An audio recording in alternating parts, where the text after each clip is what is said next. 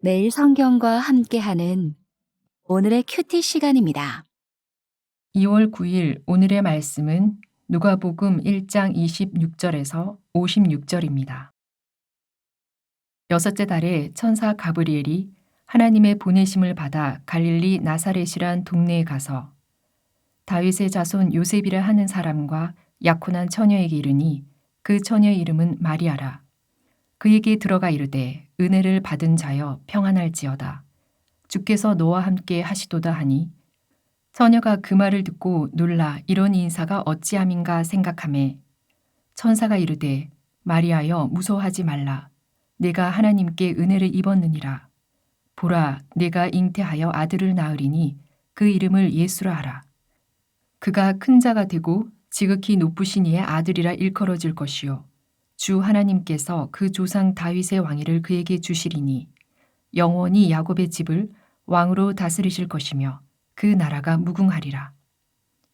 마리아가 천사에게 말하되 나는 남자를 알지 못하니 어찌 이 일이 있으리까. 천사가 대답하여 이르되 성령이 네게 임하시고 지극히 높으신 이의 능력이 너를 덮으시리니 이러므로 나실 바 거룩한 이는 하나님의 아들이라 일컬어지리라. 보라 네 친족 엘리사벳도 늙어서 아들을 배었느니라. 본래 임신하지 못한다고 알려진 이가 이미 6달이 되었나니 대저 하나님의 모든 말씀은 능하지 못하심이 없느니라. 마리아가 이르되 주의 여종이오니 말씀대로 내게 이루어지이다 하매 천사가 떠나가니라. 이때 마리아가 일어나 빨리 산골로 가서 유대 한 동네에 이르러 사가랴의 집에 들어가 엘리사벳에게 문안하니 엘리사벳이 마리아가 문안함을 들으매 아이가 복중에서 뛰노는지라. 엘리사벳이 성령의 충만함을 받아 큰 소리로 불러 이르되 여자 중에 내가 복이 있으며 내 태중의 아이도 복이 있도다. 내 주의 어머니가 내게 나아오니 이 어찌된 일인가. 보라 내 문안하는 소리가 내 귀에 들릴 때에 아이가 내 복중에서 기쁨으로 뛰놀았도다. 주께서 하신 말씀이 반드시 이루어지리라고 믿은 그 여자에게 복이 있도다.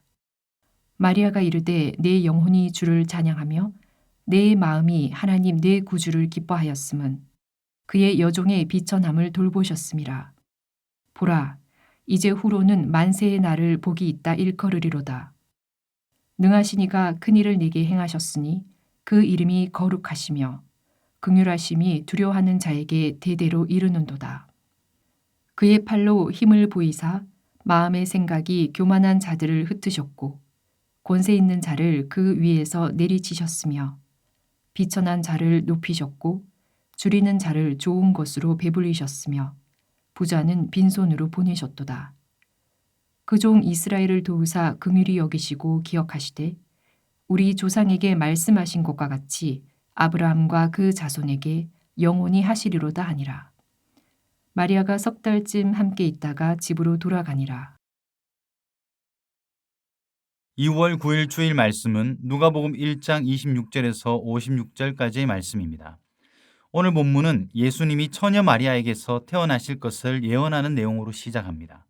이 탄생 예고, 즉 수태고지는 천사 가브리엘과 처녀 마리아의 대화로 구성되어 있습니다. 이 내용이 26절에서 38절까지 이어집니다. 그리고 39절부터는 마리아가 임신한 엘리사벳을 문안하며 두 사람의 만남이 이루어집니다. 본문은 이때 일어난 두 가지 일을 소개해 주는데 하나는 엘리사벳이 마리아를 축복하는 일이었고 또 다른 하나는 46절부터 56절까지의 마리아의 찬양입니다. 우선 첫 번째로 26절 이하는 하나님의 보내심을 받은 천사 가브리엘이 처녀 마리아가 잉태할 것을 예고합니다.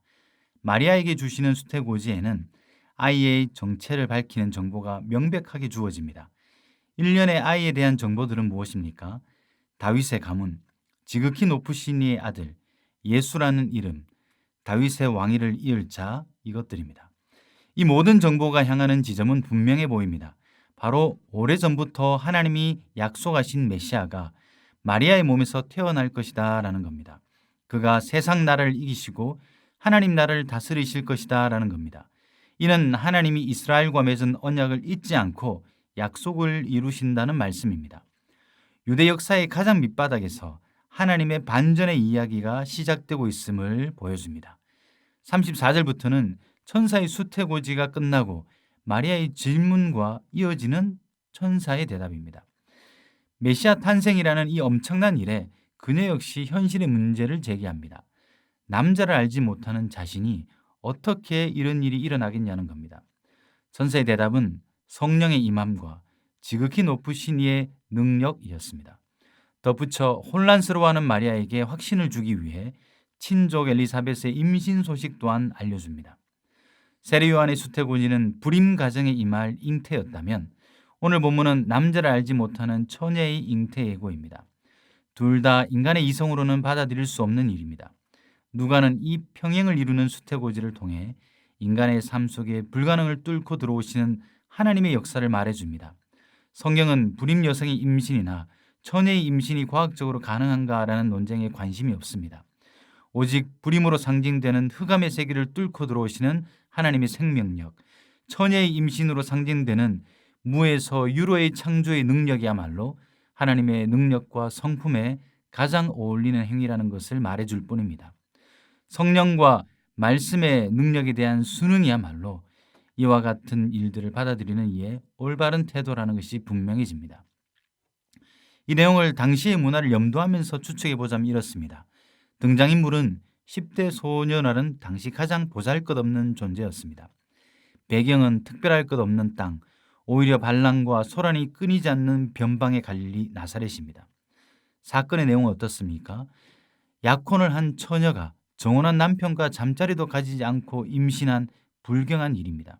누군들 이런 등장인물, 배경, 사건에서 이스라엘의 오랜 기다림의 끝을 상상했을까요? 그런데 하나님은 그렇게 하셨습니다. 지금도 세상이 말하는 힘이나 자격 따위에 아랑곳하지 않으시고 하나님의 당신의 일을 하고 계십니다. 아무도 예상하지 못한 인물과 장소 그리고 사건을 통해 역사하고 계십니다. 오늘 보면 그리스도의 동정녀 탄생이 기독교 복음의 가장 중요한 내용 중에 하나입니다. 하지만 이 내용은 이성의 시대 이후에 초대교회의 신화와 짜집기 글이라는 공격을 받아온 본문이기도 합니다. 이 도전의 본문은 이스라엘을 구원하시기 위해 자신의 일을 주도적으로 하시는 하나님을 계시할 뿐입니다. 성령과 말씀의 능력이면 충분하다고 지난 2000년 동안 일관되게 말씀하고 계십니다.